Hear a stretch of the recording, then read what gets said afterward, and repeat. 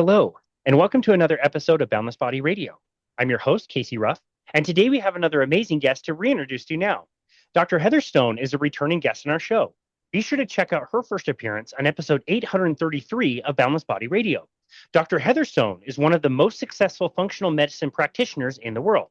She has spent the last 21 years helping patients reverse various chronic diseases. Her focus is on helping women return to the person that they know themselves to be by experiencing a total thyroid transformation. Dr. Heather also currently runs two functional medicine clinics, as well as Born to Heal Ranch and Retreat, which is a functional medicine retreat for women dealing with hypothyroidism and Hashimoto's. Throughout her career, Dr. Heather has been instrumental in showing tens of thousands of patients how to reverse long-standing health problems with a focus on type 2 diabetes, hypothyroidism, and cognitive decline. She is also the author of her amazing book, Thyroid Transformation Blueprint. Dr. Heather is married and has two sons, Cam and Cannon, and currently lives on her ranch in Texas with her family and two dogs. When she's not working, she is reading, meditating, cooking, or traveling the world. Dr. Heather Stone, what an absolute honor it is to welcome you back to Boundless Body Radio. Yeah, thanks for having me again. Of course, it was so fun to chat with you last time. I'm excited to do a follow-up today and hopefully go into a little bit more detail on your work. First things first, we have to get an update. How is the ranch doing this year? It's doing well. Let's think. Let me think about anything that might be going on new. We did have our first Thanksgiving where we actually raised the turkeys that we ate. So that was Wow. it was really pretty cool to go through that whole process. And we raise heritage breed turkeys. And so to see the difference of what those turkeys look like versus the turkeys in the store. Did you realize that the turkeys in the store, like traditional turkeys, they can't procreate because they have bred these turkeys so that their breasts are really large and they can't naturally procreate. So they're all artificially inseminated.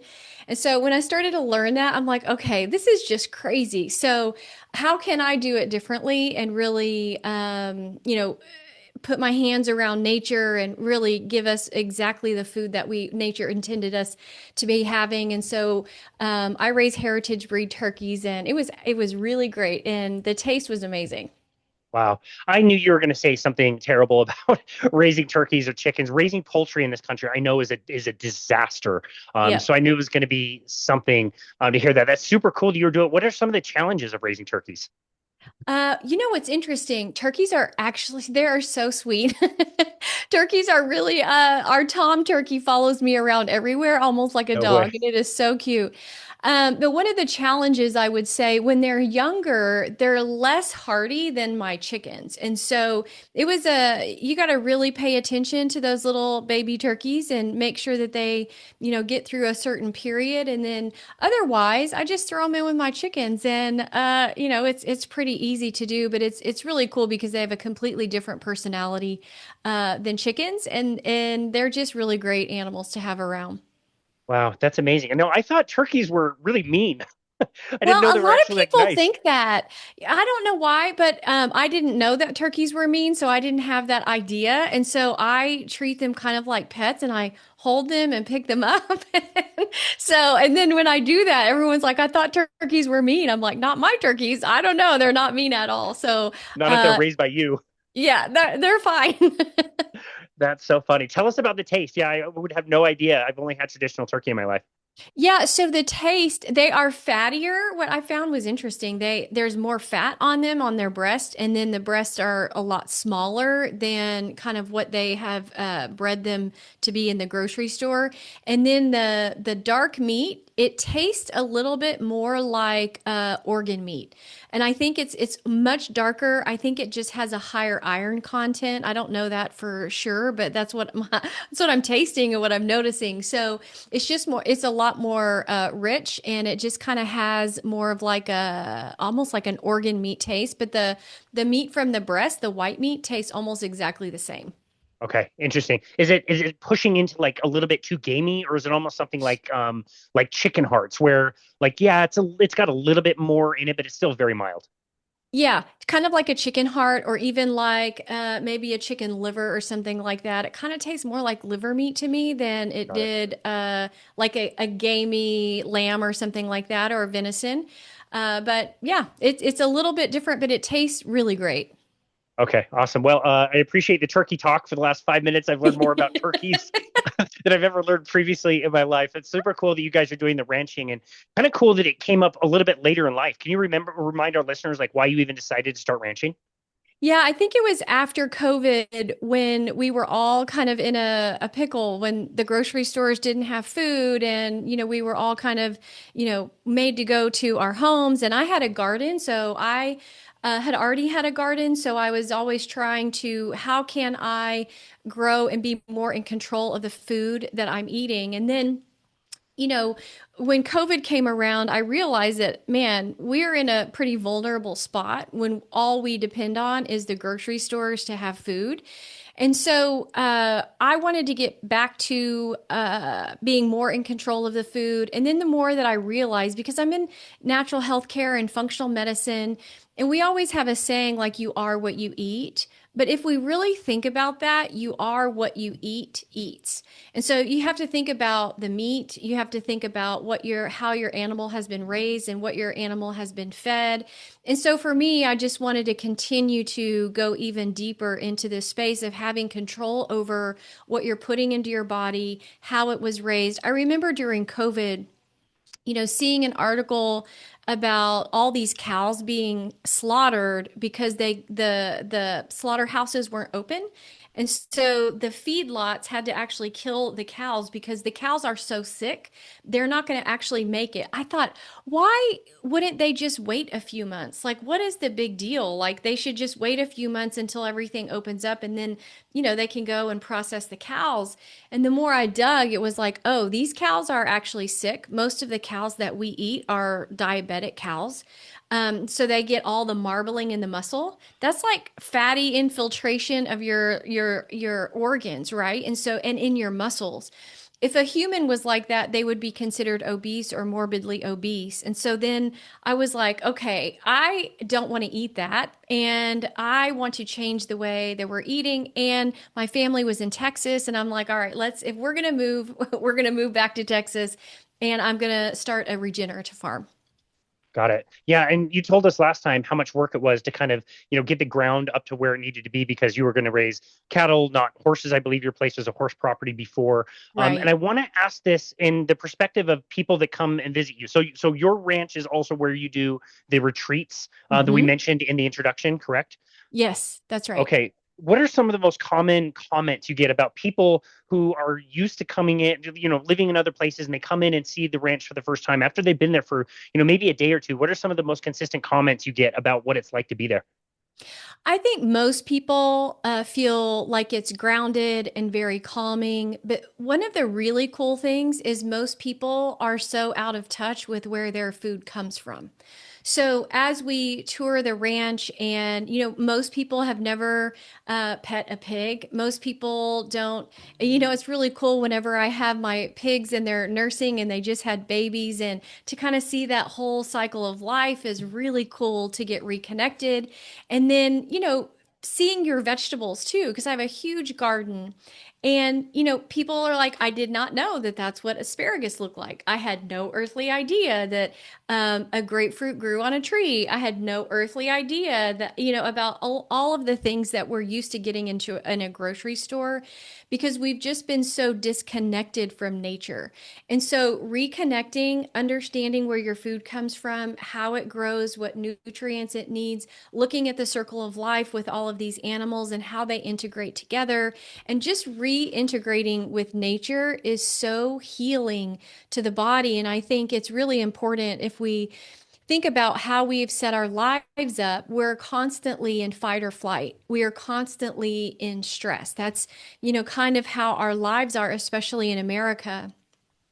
And that's when we throw the body out of balance. The body is meant to be able to handle stressful situations for short periods of time, right? We knock the body out of stress, it goes into fight or flight to handle whatever danger is there, and then it's meant to go back into homeostasis or balance.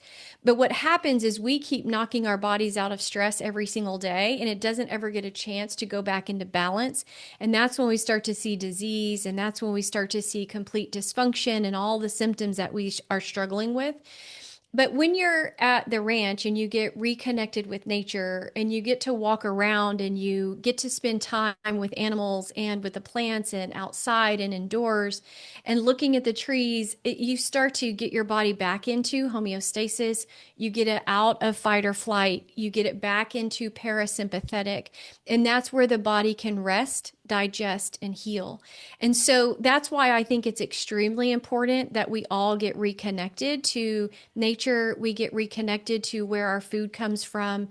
It's really cool to see kids because they know and they understand. Like my whole family, they've helped us participate in the raising of the animals, the growing of the garden, the harvesting the chickens. Like they all kind of understand where food comes from and why it's really important to raise animal with kindness and also pay attention to what they're eating because it also impacts us and our health.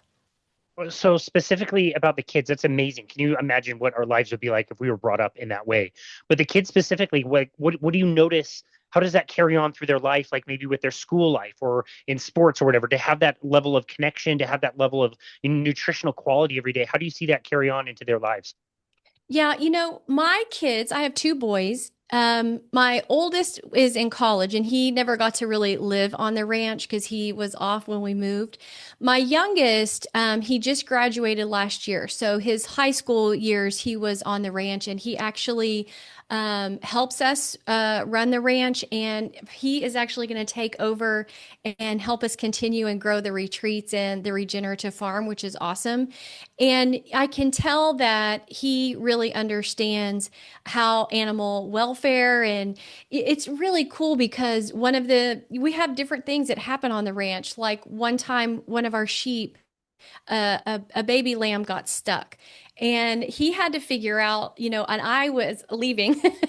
And so him and our ranch hand, they had to figure out what to do. And I talked him through it. Like, how are you going to problem solve? We have to take into consideration nature and emergency and medicine. And what are we going to do? And he's like, okay, I think this is out of our hands. The animal's not breathing well. We need to take it to the vet right now. I'm like, okay, this is really great problem solving. We're also taking into consideration the best thing for the animal.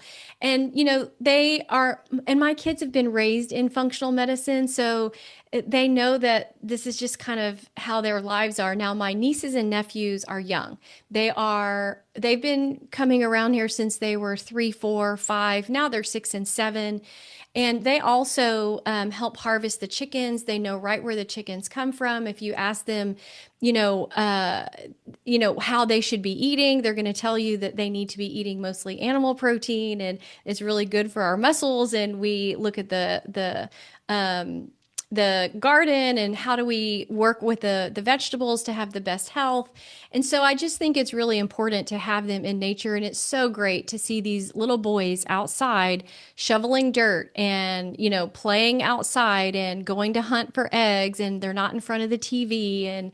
And so they're really, I think it's bringing everyone back to nature and getting them out of the stressful environment. So beautiful. I love that. One of the most common questions we get in the carnivore community is the quality of our food. Does it matter whether we're getting grass fed, grass finished, organic, free range, eggs and chickens and all the stuff that you mentioned? And I have been of the habit, and I would have to say I probably still am, like the conventional, if conventional meat is all you can afford from the grocery store, from the clearance section, if that's all you can do that and you will still be very, very, very healthy. And I think of things in terms of, okay, it's got this amount of protein, it's got this amount of fat, it's got these macronutrients and all these things. And we sometimes forget all the other things that you talked about, not only just in the quality of food, like you said, like some of these cows are diabetic and have all this marbling that we would look like if we had diabetes. Not only that, but all the other things that you mentioned, it's like being connected to the food source. And even if it's not you that's doing the ranching, knowing a rancher and having Yeah. those types of relationships and visiting a farm, there's so many other layers to what you're describing that, again, it's like if all you can do is afford grocery store meat, like do that, that's fine. But I think I also need to do a better job of explaining a lot of things that you were able to explain and why you make your food choices, because those are also incredibly important and special.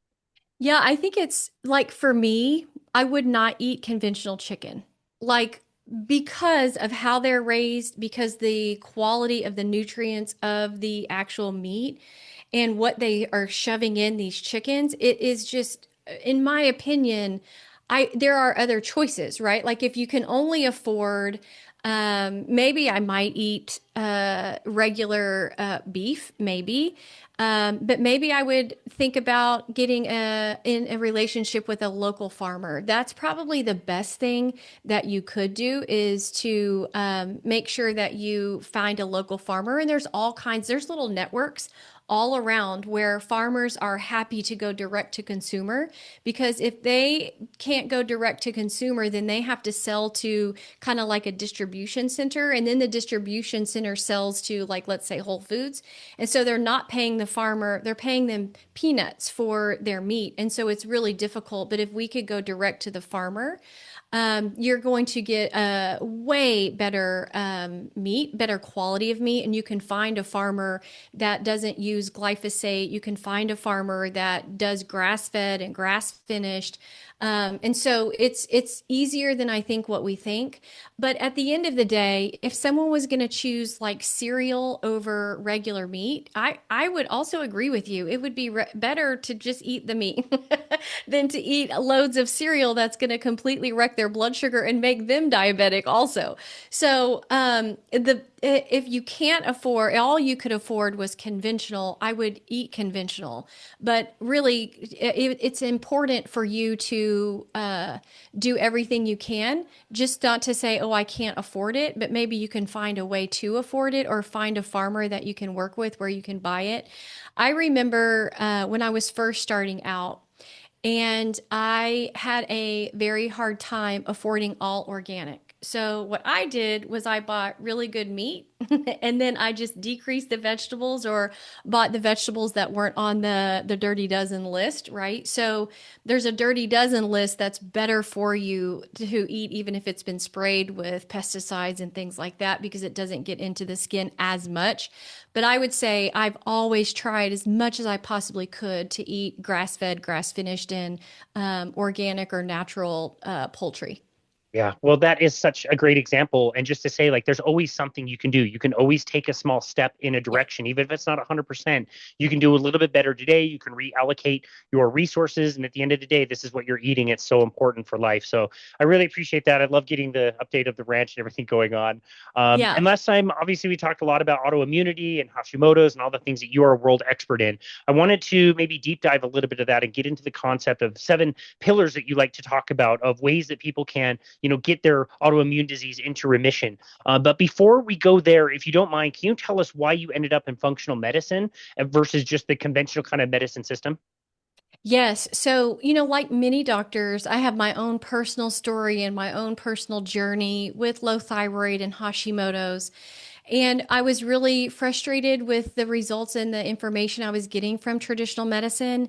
And, I had doctors tell me nothing was wrong with me. I've had doctors say, all of your symptoms are just normal, or completely ignore what I actually went in there for. And, I've had doctors tell me that you'd never get pregnant naturally. So whenever you're ready, come back for fertility treatment. And so for me, I was like, you know what? I am not going to live my life like that. That is not what my life is going to be. And so that's what really led me down this whole functional medicine. Now, I was doing this before it was ever called functional medicine, right? So I was always into looking at what is the root cause, right? I really struggled with weight. I struggled with hormonal imbalances, and I was always asking why. And in conventional medicine, that isn't how they're trained, nor how the system is set up to understand why is something happening. And this is not good nor bad. It is just what it is and how the system is set up, right? So it is a disease drug therapy model. So they're running labs to diagnose the disease, and then once they have the name of the disease, they can prescribe the treatment plan. So it would be a drug, a surgery, essentially a drug or a surgery. But where most of us are falling in the cracks is we don't have a disease, but we have a whole list of symptoms. And when there is no disease to name, they start medicating the symptoms just to essentially shut down the symptoms. And that's really your body's way of communicating with you that something is not quite right. So anyway, I was able to really figure it out for myself, and I lost the weight. I started feeling so much better. I got pregnant easily with two kids. I had them naturally and healthily. So I think it's, for me, I'm on the journey. It's not like I figured it out and I don't have to continue to work on my health, because I think a lot of people think that once you figure it out and you lose the weight, then you don't have to worry about it again. But health is life, right? And health is you're on this journey where you're always trying to optimize health through all the different stages of your life. Yeah, I love that. What a great explanation. Can you tell us, remind us also, like how you see people today and what that would be like, what the contrast would be like if somebody went to just a general practitioner who is practicing in that sick care model. Yeah. So this is what typically happens. So let's say you have classic symptoms of low thyroid. You can't lose weight, your hair's falling out, you might have some depression, anxiety, you're not sleeping well at night, you've got brain fog.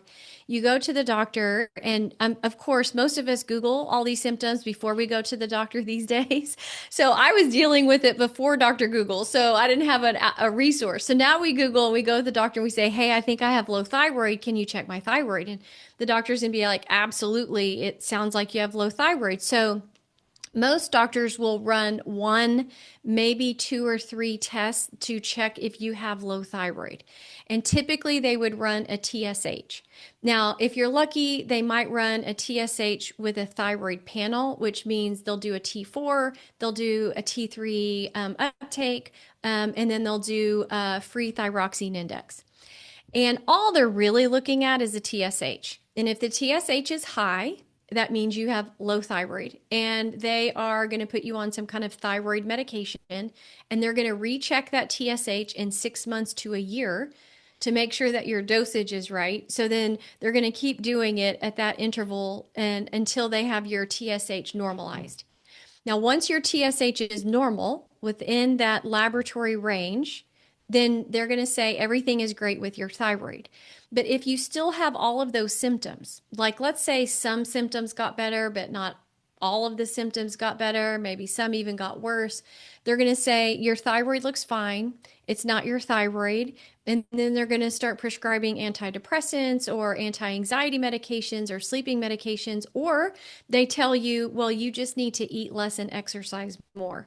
So that's kind of the story that these ladies get told over and over and over again. And so, the contrast between what we do is not just saying, okay, you've got low thyroid, but why do you have low thyroid? Is it an autoimmune condition? Is it that you have a high toxic load? Do you have a blood sugar problem? Do you have mold toxins and heavy metal toxins? Do you have food sensitivities? What does your mitochondrial health look like? What do your inflammation markers look like? So really digging deep as we possibly need to dig to understand what is going on at a root cause level. How do we create balance back in the body so that the symptoms go away or become resolved and you reverse those disease processes? Got it. Is this a good time to introduce the seven pillars of how to kind of Yes. step away from some of this stuff? Okay, let's Yeah, do that. Tell us how absolutely. you started to think about put getting these pillars together and even like what order to put them in. Yeah, so the order is imperative because you can't really skip the order, because as we go through these pillars, you're going to notice that one pillar builds upon the other pillars. And what's interesting is I just was treating patients. I've been treating patients for like 23 years now. And I had other doctors asking me to teach them what it was that I was doing. And so then I had a system and I had a formula, but I didn't know that I did until somebody asked me to teach them. So I'm like, okay, what is it that I do? And how do I teach this to other people? And how do I also teach my patients what it is that I am doing so that they understand? Because knowledge is power. And when you have some understanding and you have knowledge, then it gives you a different framework to have different thoughts, you can introduce different habits and have a different experience. So the first pillar is that you have to have a constant pursuit of your goals. So we actually have to write our goals down about what is it that's important to us. So for example, like if someone just constantly says, I don't feel good, It's very hard to know if you're making progress on that because it's a very big, ambiguous statement. And if we just always say, I don't feel good, then it's going to continue to perpetuate that unless we're very specific about what it is that we're dealing with, what it is that what our goal is. So, a good goal would be I would like to release 10 pounds, right? Or I would like to sleep through the night, fall asleep, stay asleep. Or I want to increase energy. And we have to put a measurement on that. So if you'd say, okay, right now, maybe I'm a 4 out of 10, but my goal is to be an 8 out of 10. So that's the first pillar. But I think what's really important is that these are not New Year's resolutions. This is not like, I just want to exercise more, I want to eat better. This is a very specific, measurable goal. And then the other part of that is you have to have a motivation for why you want to achieve the goal, like a deep seated motivation, not just so I can feel good in my clothes, but it is so that I prevent diabetes, or I reverse diabetes, or I don't want to have the complications of diabetes, or I want to live longer. I want to live to, for me, I'm living to 120. So I want to do that with an amazing quality of life. So I have to pay attention to where I'm at today because the choices we make today are indicating where we're going to be at in the next 5 to 10 years. Or maybe you want to play on the floor with your grandkids, or maybe you want to be active and not in a wheelchair. Maybe you don't want to have pain.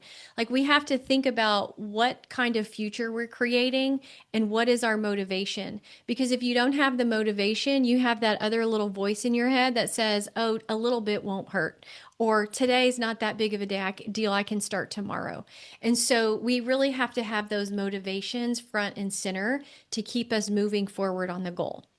When I Okay. first got introduced to your pillars, this one surprised me a little bit. Like you didn't go into like first thing you should do is not eat cereal and sugar anymore, or you should, exercise, whatever. Like this is such an important step. I'm so glad you started with this, and it's always stunning the number of people that come to me and they work with other fitness professionals, and they don't start out by talking about, well, what is your goal and all of the specific things that you said.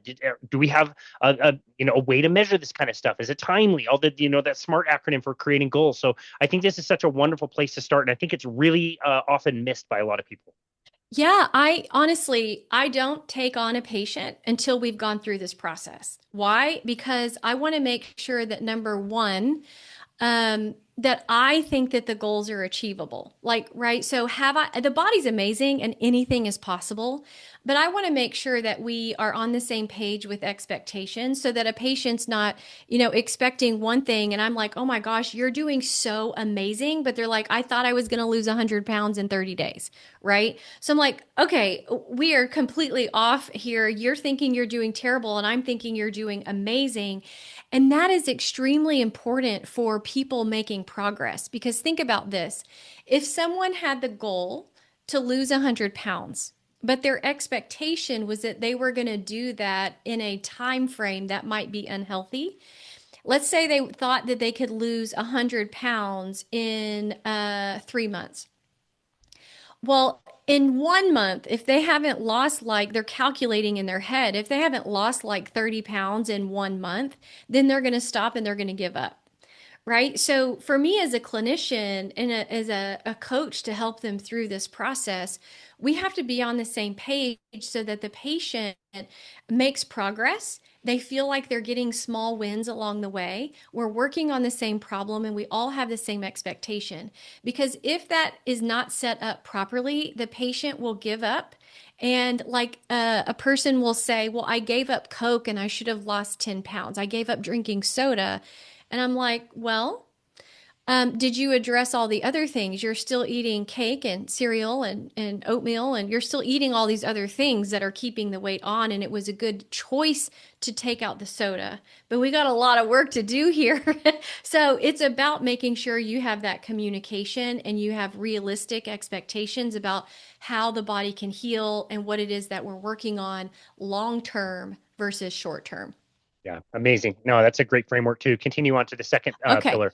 Yeah, so the second pillar is that you have to have comprehensive testing. So, like I mentioned earlier, most conventional doctors are doing the testing, they're doing the labs that either insurance pays for or that they can use to diagnose a disease and give a medication. So that works in that model. But if we are trying to reverse symptoms and optimize our health and reverse chronic disease, you have to understand what is causing the disease. You have to dig much deeper and not just look also at lab ranges. We've got to look at optimal ranges and where we should be to function optimally, not just look at the lab ranges that tell us if you have a disease. And so, like, for example, if someone was trying to diagnose a thyroid issue, they would get TSH done, maybe those a few other markers that I mentioned earlier, and they would say you have a thyroid problem. For us, we say, okay, where is the thyroid problem coming from? Is it autoimmune? So we want to check the antibodies to see if you've got Hashimoto's or Graves'. Okay, if you have an autoimmune disease, what are the underlying triggers that are causing the immune system to attack the thyroid? So, what's going on with your liver and all of your detoxification pathways and your kidneys and your gut? What is your toxic load? Do you have environmental toxins, heavy metal toxins, mold toxins? Are you dealing with food sensitivities or underlying infections like bacterial issues, viral issues, parasitic issues? And looking at adrenal function and how your body's handling stress and your circadian rhythm. So those things tell us, why is the immune system attacking the thyroid? So comprehensive testing is critical, and it's important not to just say, okay, I'm ruling in or out low thyroid and prescribing the medication. That is one layer, but what is all the other stuff going on underneath the surface? So pillar number 2 is you have to have comprehensive testing. Got it. This is to me akin to the like measure cholesterol and prescribe statin. It's like that simple. Right. It's so poor. It's such a terrible miss in the system. This is akin to that. I don't hear anybody who goes to the conventional medical system and doesn't just get like one or two of those numbers, and it's like guess and check for we're going to give you this medication. Like you said, we're going to try it for a while. It's probably not going to help with all that many things anyway. We might have to adjust it up or down, but that's it. It's just like That's right. terrible. Yeah, it's That's right. terrible. And I think that that's, it's really cool because when I started doing this 20 years ago, I was like a charlatan. I was a crazy person, a quack. They would tell me, you can't reverse diabetes. I don't know what you're even saying. But now, because of podcast and social media, we're able to really get this information out there. And once I lay out the pillars, people are like, well, of course, that makes sense. Like, is that not how everything it's always done? I'm like, no, this is not how it's done, because they measure very few labs in order to be able to diagnose and give a medication or have some kind of medical procedure. That's how the conventional system is set up. It is set up for managing sick care. It is not a healthcare system. And I think that's where the frustration is that we go into that system expecting to optimize our health, but that system is set up to manage disease. Yeah. And just thinking about you and your own story and recognizing that so early on, it's like gaslighting before we came up with the term gaslighting. It's like, it's terrible. Yeah. Exactly. Yeah, I remember when I first learned about the word gaslighting, I'm like, oh, that's been going on for a long time. Why am That's I just just what I hearing have experienced in my life. this? Yeah. All Wow. right. So, pillar number 3 is that you have to have comprehensive analysis and diagnosis. And it's kind of hard to explain pillar 2 of testing without even talking about the analysis. So I briefly mentioned when you get your labs done, like let's say you get your blood work done from LabCorp, and most people have had blood work done. And nowadays, we know that we can ask for a copy of our labs. I didn't know that when I was first, starting in healthcare, and some people don't know that today. But I will tell you, you should always ask for a copy of your lab work. All right. So always get a copy of your lab work, and it's going to show a range over to the right. And that range is not necessarily based on research. That range, they get an average of the population of the region that goes into the labs, and that is mostly just an average. All right. So they take the middle and then they go 2 standard deviations out, and that's going to be what the range is. Now, sometimes, if they have medications like cholesterol, they keep lowering the ranges so they can prescribe more drugs for that. But there are actual optimal ranges that we can look at in the research. Like if someone was functioning optimally, where should they be? Now, those lab ranges are helpful to rule out disease or to say, oh my gosh, if I'm falling out of the average in America, I am really not doing well, right? Because who goes into the labs? It's not healthy people. It's not our healthy 20 and 30-year-olds. It's usually older people that are dealing with chronic disease that go into the labs. And that's where they're getting these ranges from.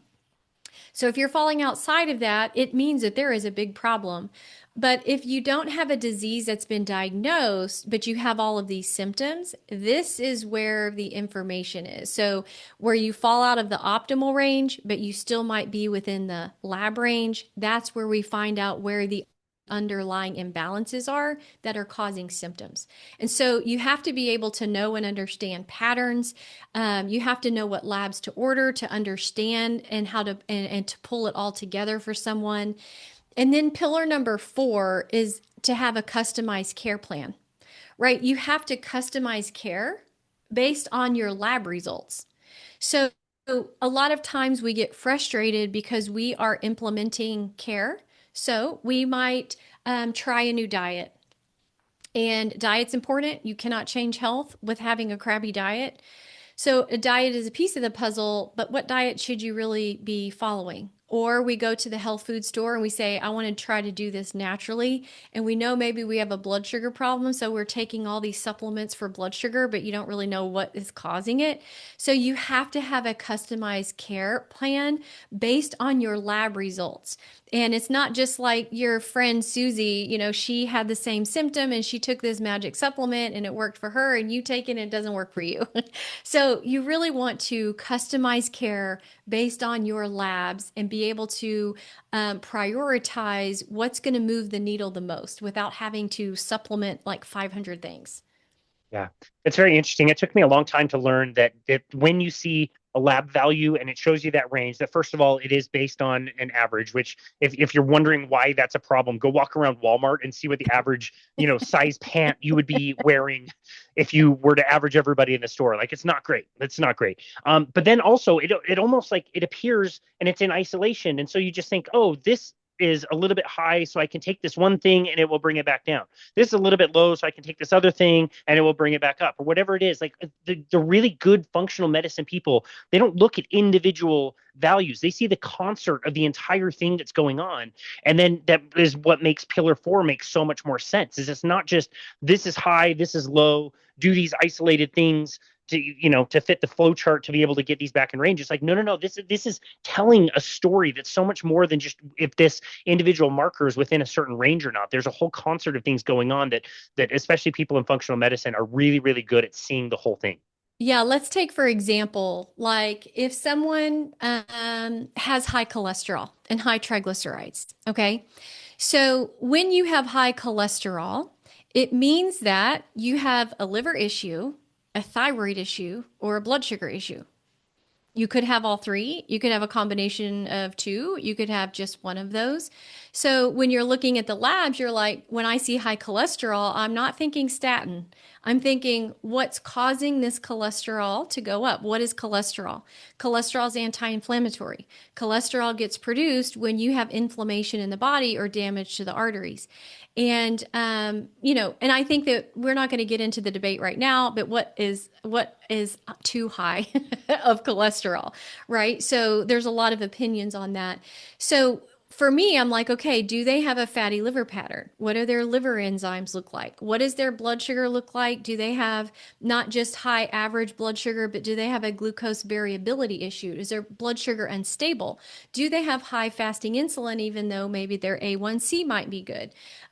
What's going on with their thyroid? Maybe their TSH is normal, but do they have an underconversion pattern where they're not converting T4 to T3? So that's just kind of like an idea of what we might look at when someone might have high cholesterol. And so the goal is not to get down the cholesterol at all cost, right? I could do that naturally. That's kind of what we would call green medicine, where you like, let's say you would take like red yeast rice and get the cholesterol down. But see, you still didn't fix the blood sugar issue, the liver issue, or the thyroid issue. So you could practice green medicine, which is just like a natural way to get the thing down, Or you could look at it from a functional perspective and look at all the different mechanisms and try the best that we can to restore full body function to optimal function.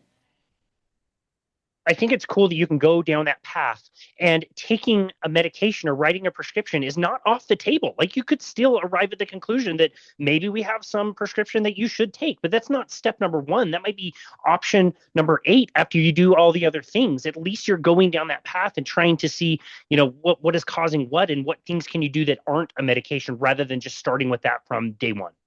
Yeah, exactly. And you can look at it a couple of ways. Like when I have a patient in front of me, and let's say she has really high blood pressure. Okay, so I'm looking, okay, do we need to work upstream and downstream?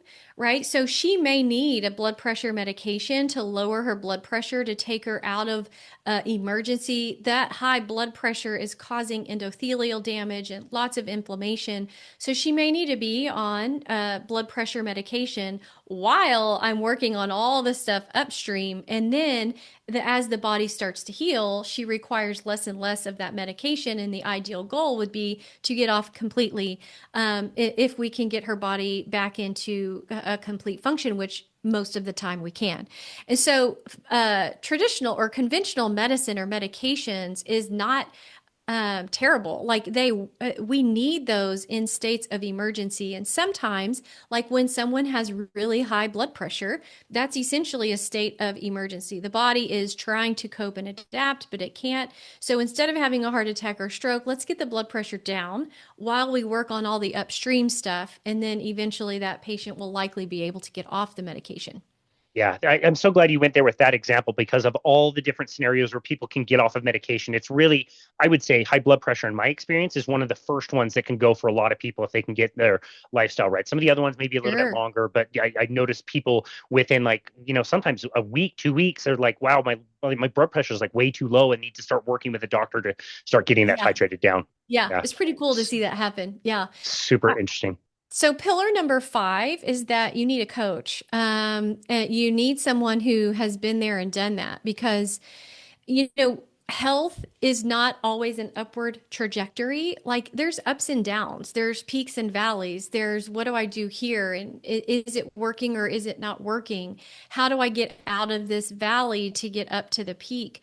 And most people quit in a valley before they ever experience the peak, but it was right around the corner and they just gave up. For example, like people try to implement a solution, they haven't followed the first four pillars and they don't see immediate results. And maybe the solution was a good health habit, but because they don't see an immediate result, they're like, well, I guess I should go back to drinking soda again because I didn't, nothing changed for me. My energy didn't increase. And so it's like, well, that was a good health habit, but maybe we need to stack a bunch of other things on top of that in order for us to actually see some progress. So you need a coach to help you through this, to be able to customize care, to help you when it gets tough, but know that it's not always perfect. And the other part of pillar number five is that you also have to be coachable, right? So part of being coachable is having those goals and having those motivations and trusting and implementing and all of those things to actually allow you to get better and truly achieve optimal health. And it is in everyone's reach at any age. As long as you're still breathing, your body is trying to move back into health because we were all born to heal.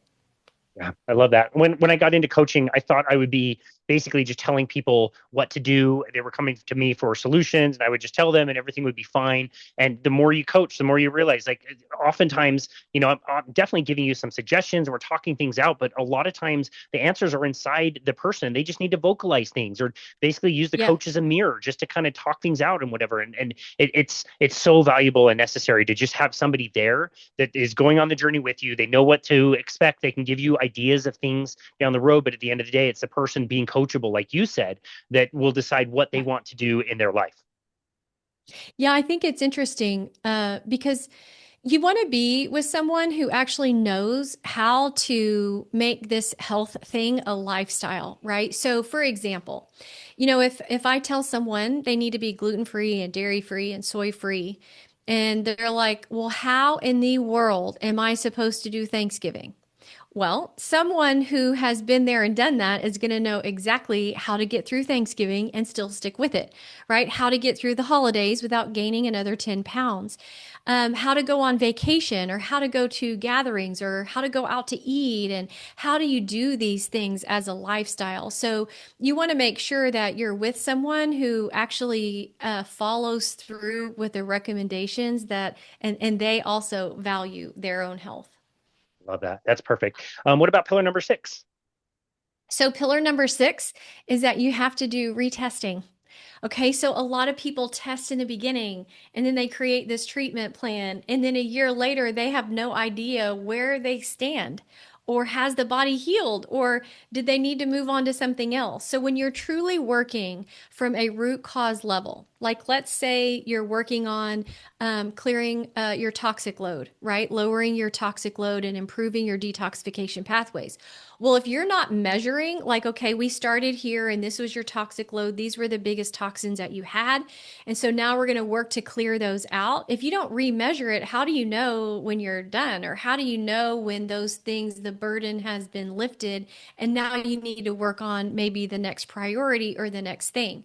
In my experience, most people can get to optimal health within 12 months or so. Okay, sometimes it's way faster than that, 6 months to 12 months. But people have been working on their health for years and not making a lot of headway because they're not testing and they're not customizing their care and tweaking along the way. And like, think about this: if you're working on your blood sugar, but you're not measuring your blood sugar again, and you think you're just following the right diet, but you don't really check it, you're likely to be disappointed because everyone is so different. And even people following carnivore, a lot of times their blood sugar is really out of balance. And it is a fine tuning of how much they're eating and what kind of protein they are eating to get their blood sugar balanced and stabilized. And maybe you need to work on adrenal function to also stabilize your blood sugar and working on blood sugar variability and your metabolic flexibility. So there's all kinds of things that go into how do you balance your blood sugar. But the only way that you would know is if you're retesting. And of course, pillar number 7 is once you retest, you have to recustomize care based on what your labs are doing and how they're improving and how the body is healing. No, that makes perfect sense. I find that step number or pillar number 6 is usually very motivating for somebody. Like even if every number didn't improve, you didn't hit all of your goals, you can still celebrate some small wins or a certain direction that somebody's going in that will help get them like rebought in. And then yeah, retweaking the plan to see like, okay, can we start to open the diet back up and be a little bit more, inclusive of more foods? Do we need to go the Yeah. opposite direction? Actually, maybe we were open to too many foods and we need to go just a little bit tighter. Either one of those I see all the time. Yeah. And so to be able to take those steps, I think is really valuable. Yeah, we retest blood within 45 to 60 days because I find it's so important, not only for the clinician, but it's really important for the patient to see the progress that they've made. It gives them hope that, oh, okay, my body can heal. And do I expect everything perfect in 45 to 60 days? No. I'm happy if most things or some things have changed and maybe other things have shifted and the body's just telling us what to prioritize. So it really does help guide the clinician, but it gives the patient hope that, okay, I'm moving in the right direction. And we don't expect everything to be fixed and all symptoms gone in 45 to 60 days, but moving in the right direction just gives you the motivation to keep going. Love that a lot. We've talked a lot in our last conversation and also in this conversation that there's so many different levers that we can pull, so many different things that we can work on in those coaching situations to create that custom plan. This is a very very generalized question because obviously we're talking about one of the pillars being really individualized and you're working with somebody on their own specific case. But if you had to guess, generally speaking, based on your experience in clinic for as long as you've been doing this, if you could address, say, like the top 3 things that could move the needle the most for most people, what do you think those 3 things would be? Number one is blood sugar. I think it's the most overlooked thing, even in functional medicine. I think that it's probably the most important thing because you're not going to lose weight if your blood sugar's out of balance. Now, in the beginning, people might be successful with weight loss because they decrease inflammation. But if you don't get your blood sugar balanced, then you're going to really struggle with your weight. You're going to struggle with your energy. You can literally lay over the symptoms of low thyroid with blood sugar or dysglycemia. All right. So the symptoms are almost exactly the same. So a lot of times it'll get overlooked if your fasting glucose is normal and your hemoglobin A1C is normal. But a lot of times we have a variability issue. So our blood sugar has big swings throughout the day. You may have high fasting insulin. You may be waking up in the middle of the night and you can't go back to sleep. And a lot of times that's because your glycogen stores ran out and you're not able to break down your fat for fuel. So you don't have good metabolic flexibility. And so your body is stuck into glucose burning and it can't move into fat burning and utilize the stored energy that you have in the body. So I would say blood sugar is probably number one. And then number two, I would say a toxic load is really high. And it really, a lot of people struggle with toxic overload because we're living in a more toxic environment. I don't know if there's been a single person that I've run a total tox test on that wasn't like loaded with heavy metals, mold toxins, and environmental toxins. And so when you're dealing with that, you've got to work on all of your detoxification pathways. You've got to really work on replenishing all of your antioxidant levels because you have to have those in order to clear these toxins out in the first place. So blood sugar, your toxic load, the other one I would say is probably adrenal function is a big one. But it's interesting because you almost if in my mind I'm thinking like, well, what comes first? Is is it adrenal function? Is that going to really move the needle or do we need to take the stress off the body? Because, what's causing the adrenal issues is I always get in this kind of rabbit hole thing where I'm always trying to figure out what comes first. But blood sugar is a huge driver. It stresses the body out, it taxes the adrenals, it creates major issues with weight. It's overlooked oftentimes, toxic load and adrenal function. And you know what's really crazy is that a lot of people, and this isn't necessarily wrong, but they focus on the gut. But if you don't fix the blood sugar, you're not going to fix the gut. Why? Because if you have high blood sugar or blood sugar variability, it's going to create lots of inflammation. You're never going to balance in your microbiome because the environment that the bacteria are living in determines the bacteria. So if you don't change the environment, you're not going to change the gut. So you've got to really work on all of those things, and you'll surprisingly change the microbiome and you'll change the gut. So I'm not saying that you shouldn't ever work on the gut. That's not what I'm saying. But you've got to work on upstream things that impact the gut. Yeah. Okay. Well, thank you for explaining that. I think that would be helpful for anybody out there, regardless of whether they're having thyroid issues or not. And it's cool that you came to those conclusions. Again, generally speaking, how to individualize that is, the next step, and it is very, very important. But at least with those things, I think that's really very well explained. New Year's coming up, 2025 has absolutely flown by. Do you have any plans for 2026? Anything you look forward to? Well, in 2026, my goal is just to continue to expand. My big mission is to change the face of healthcare. And so I am really working on growing how many ladies that we can help and really transform. So that's the biggest plan for me is really just big and as helping as many women as possible. That's fantastic. Well, you've already done such an amazing job getting that message out to so many people. So it'll be cool to see in the future how many more can get this message because these issues are becoming more and more prevalent in our population, and more people need the help, and they're not getting it in the sick care system like you described. So we're just so grateful for you and all the content that you create, and we're so grateful that you would take time to be on our show today. Dr. Heather, where would you like people to go to find you and connect with you and your work? So they can find me on Instagram at Dr. Heather Stone, or they can go to my Facebook group, Happy, Healthy, and Lean. At the time of this recording, I think we have over 152,000 ladies in that group, and it is Wow. such an amazing support center for like-minded women to go. I think that's one of the things that's really frustrating, and some of the things that we don't understand that has such a big impact on our health is our social circles and how many people we are actually connecting with. And when people are on a health journey, it is hard sometimes to communicate with the people that have been in their lives when they weren't on the health journey. So when they're making these changes, they're also going to change and they need to surround themselves with other women who are on this process as well. And so that's just been a really great support community for so many ladies. That's so critical to have that resource, and that's a huge group. That's amazing. So congratulations for growing Mhm. that and offering that to people. That's wonderful. Dr. Heather, again, thank you so very much for taking the time out of your busy life to be on our show today and discuss all these important pillars. I think it'll be a great resource for our listeners out there. So for now, thank you so very much for coming back on our show today. We really appreciate you.